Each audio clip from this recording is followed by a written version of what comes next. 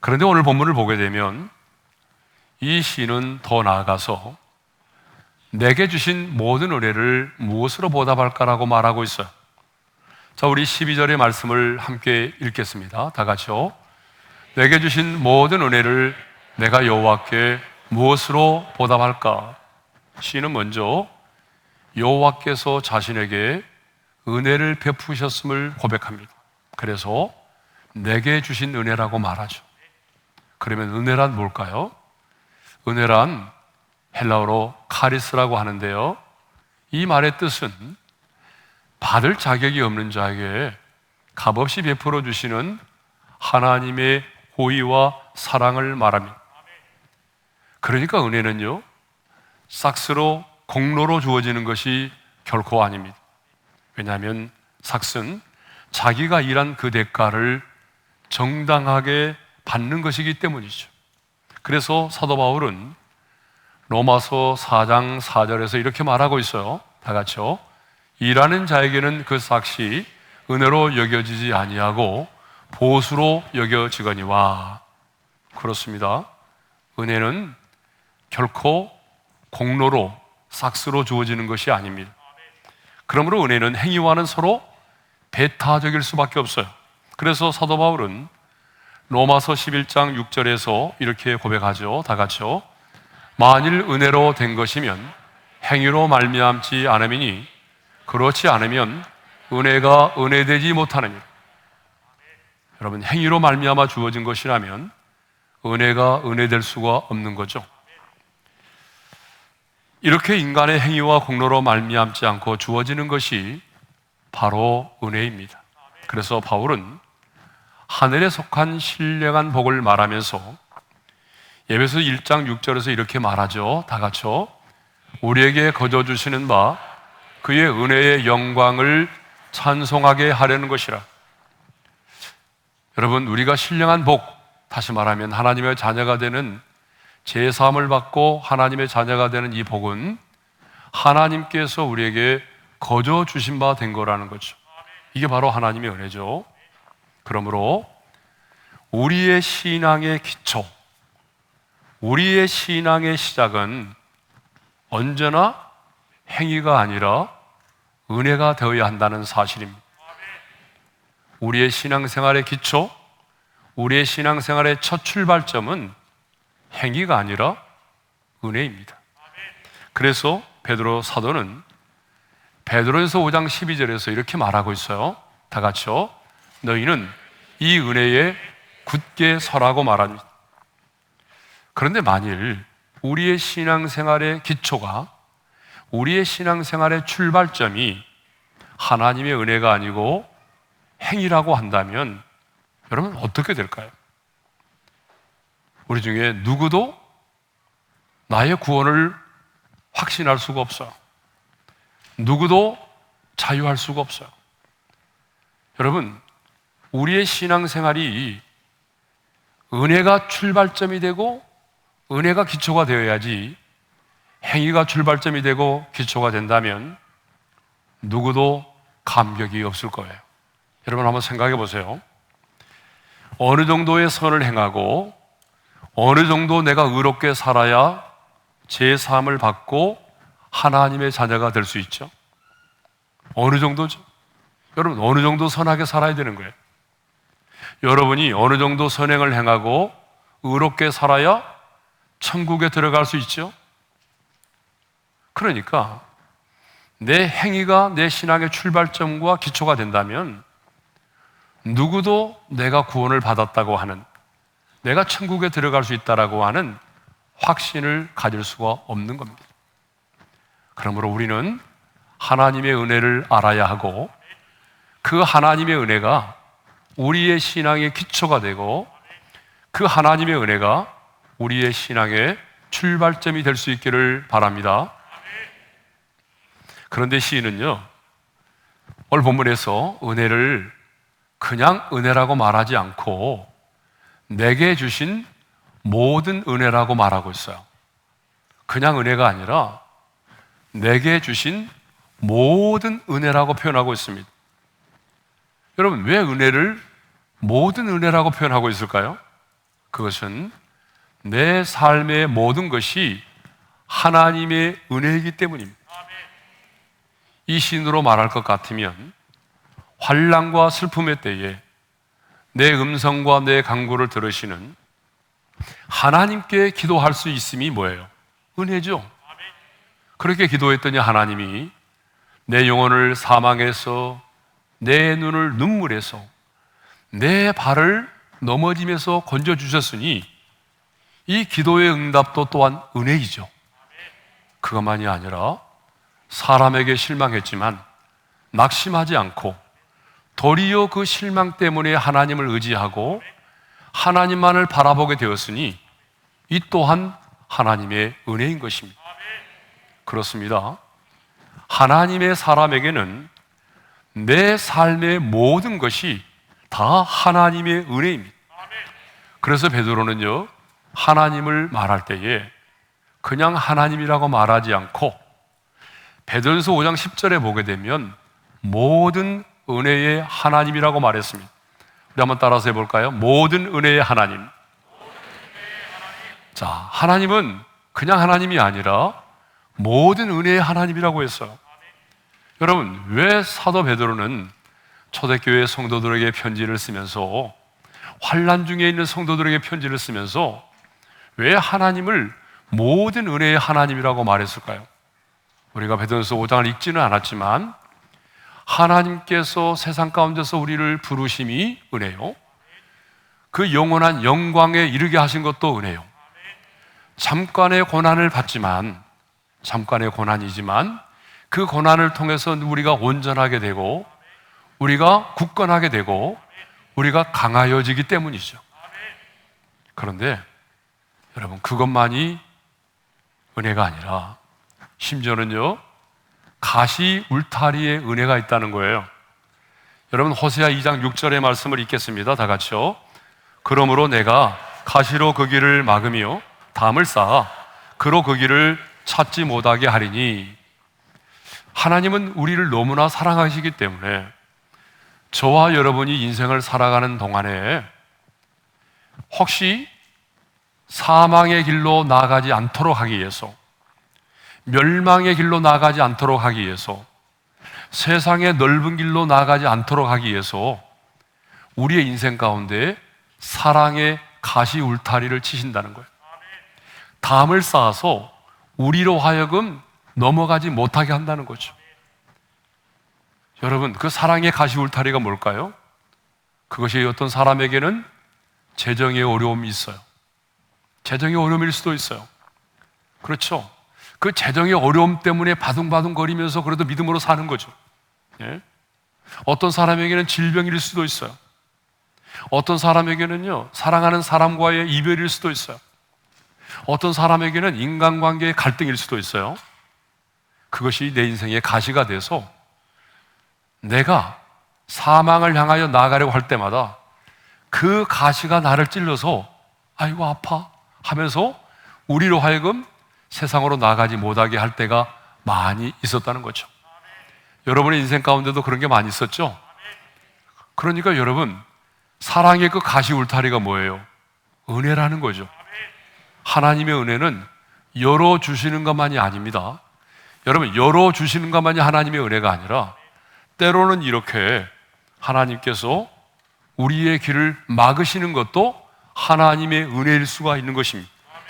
이것이 바로 사랑의 가시 울타리의 은혜입니다. 이렇게 하나님의 사람들에게는 내 인생의 모든 것이 당연한 것이 아니라 하나님의 은혜입니다. 물론 세상의 사람들은 당연하다고 생각하죠. 마땅하다고 생각하죠. 그렇지만 하나님의 사람들은 일상의 모든 것이 그것이 당연한 것이 아니라 하나님의 은혜임을 고백하며 사는 것입니다. 여러분, 오늘 또 중환자실에서 산소호흡기를 꽂고 거친 숨을 몰아쉬며 사는 사람이 얼마나 많아요. 그러니까 내가 지금 이렇게 숨을 쉴 수 있는 것도 하나님의 은혜입니다. 잠을 잘 수 있는 것도 당연한 것이 아니라 하나님의 은혜입니다.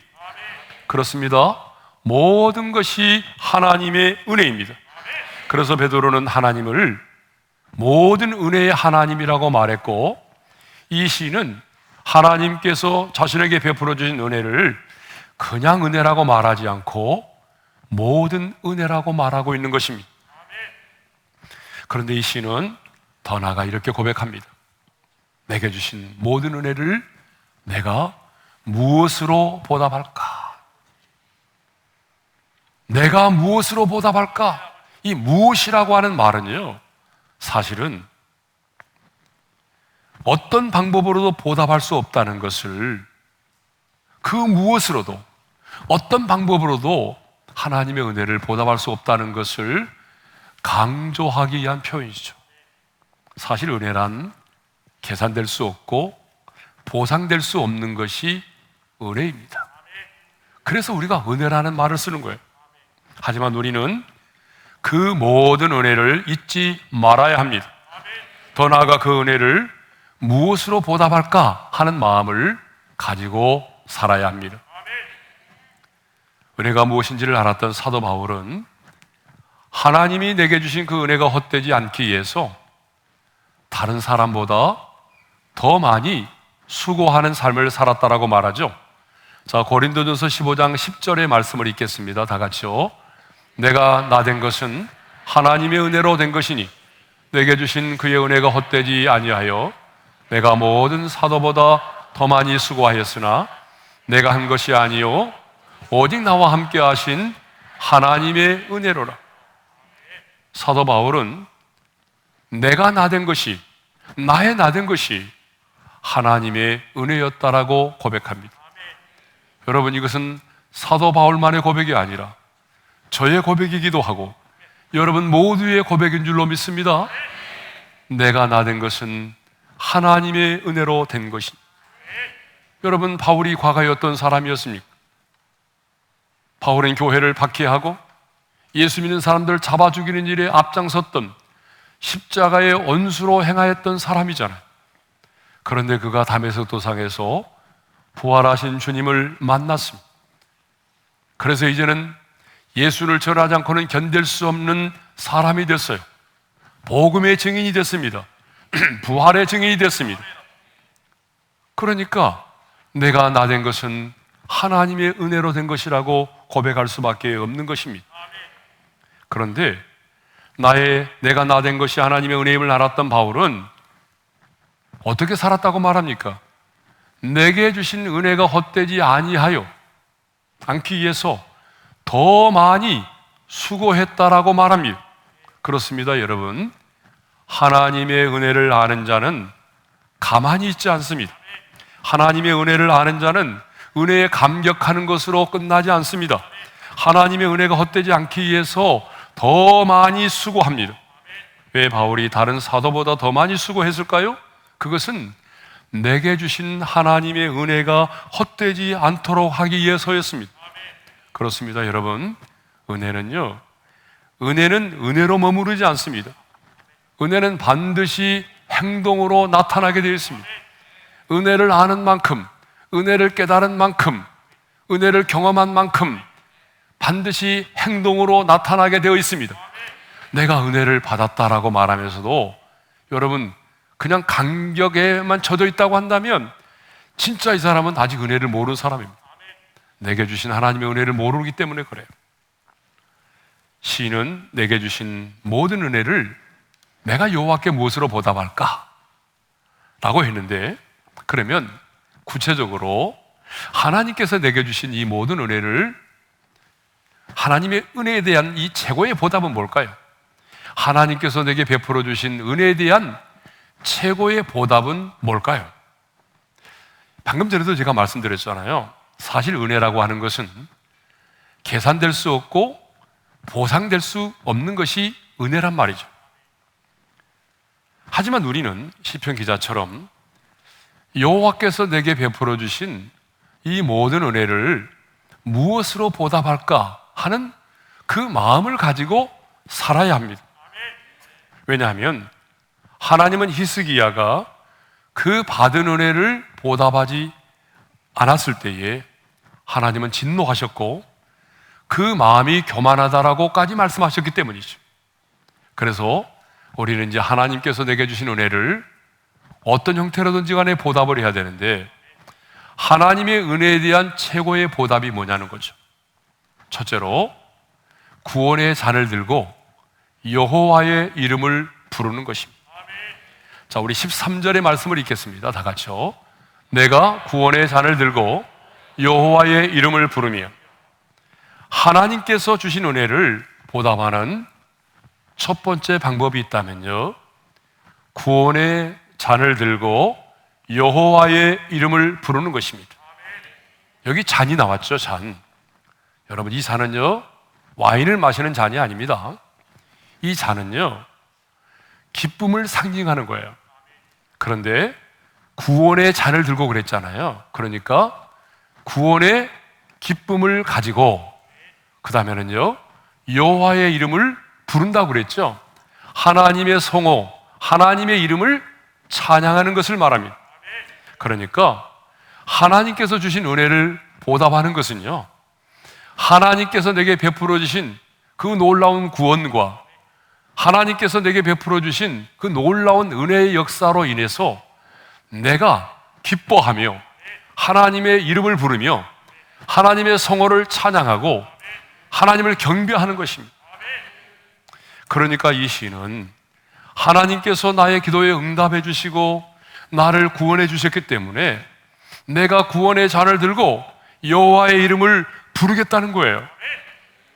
하나님께서 내 영혼을 사망해서, 하나님께서 내 눈을 눈물에서, 하나님께서 내 발을 넘어지면서 건져주셨기 때문에 나를 구원하신 그 하나님을 인해서 기뻐하고 하나님의 성호를 찬양하며 하나님으로 인해서 기뻐하며 즐거워하겠다는 거예요. 하나님이 주신 이 은혜에 보답하는 것은요, 다른 게 아니에요. 구원의 잔을 들고 여호와의 이름을 부르는 것입니다. 하나님을 찬양하는 것입니다. 왜 하나님이 나를 지으셨습니까? 이사야 43장 21절의 말씀을 읽겠습니다. 이 백성은 내가 나를 위하여 지었나니 나를 찬송하게 하려 함이니라. 왜 하나님이 나를 구원하셨습니까? 에베소서 1장 6절의 말씀을 읽습니다. 우리에게 거저 주시는 바 그의 은혜의 영광을 찬송하게 하려는 것이라. 그러므로 우리도 구원의 잔을 들고 우리의 마음과 뜻과 정성을 다하여 하나님께 감사와 기쁨의 찬양을 올려드릴 수 있기를 바랍니다.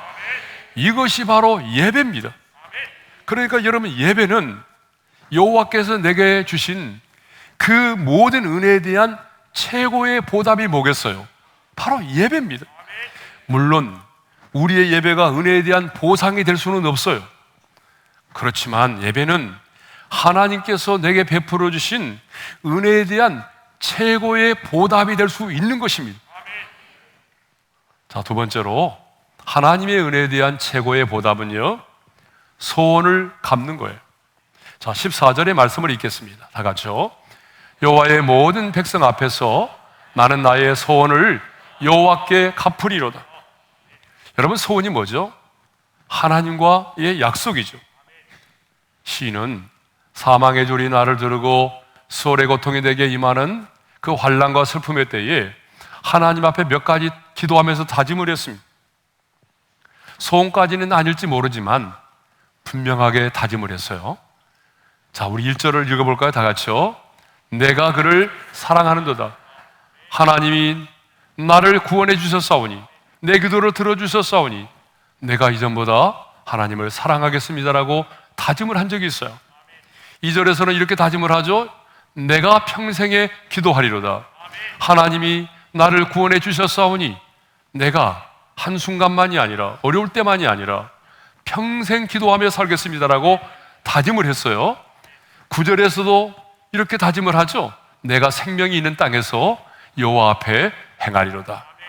하나님이 나를 구원해 주셨기에 어떻게 하겠다는 거예요? 하나님을 의식하고 하나님의 목전에서 하나님과 대화를 나누며 하나님 앞에서 삶을 살겠습니다라고 다짐을 했어요. 그렇습니다. 은혜를 입은 자는 마땅히 하나님 앞에서 다짐한 것들, 소원한 것들을 잘 지키며 살아야 합니다. 많은 사람들이 힘들고 어려울 때는 소원의 기도를 드리죠. 제가 봐도 소원의 기도는 강력한 돌파력이 있어요. 그래서 많은 분들이 소원의 기도를 드리잖아요. 주님, 이 문제를 해결해 주신다면, 주님, 원하는 대학에 들어가게 해 주신다면, 이 직장에 들어가게만 해 주신다면, 이 고난을 통과할 수 있도록 해 주신다면, 주님이 나를 고쳐 주신다면, 그러면서 여러 가지 소원을 하게 되죠. 그런데 막상 문제가 해결되고 치유받고 들어가게 되고 그러면 소원한 것을 잊어버릴 때가 많아요. 잊어야지. 그래서 잊는 게 아니고, 잊으려고 하지 않아도 시간이 지나다 보게 되면 나도 모르게 잊어버릴 때가 있어요. 화장실 갈 때 하고 나올 때 마음이 다른 것처럼 말이죠. 하지만 우리는 소원한 것은 갚아야 됩니다. 왜냐하면 하나님과의 약속이기 때문입니다. 그러면 왜 소원을 갚는 것이 하나님의 은혜에 대한 최고의 보답이 될까요?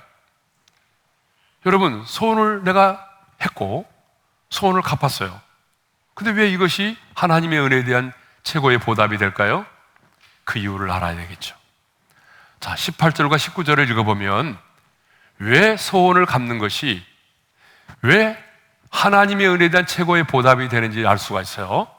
먼저 18절의 말씀을 읽겠습니다. 내가 여호와께 소원한 것을 그의 모든 백성이 보는 앞에서 내가 지키리라.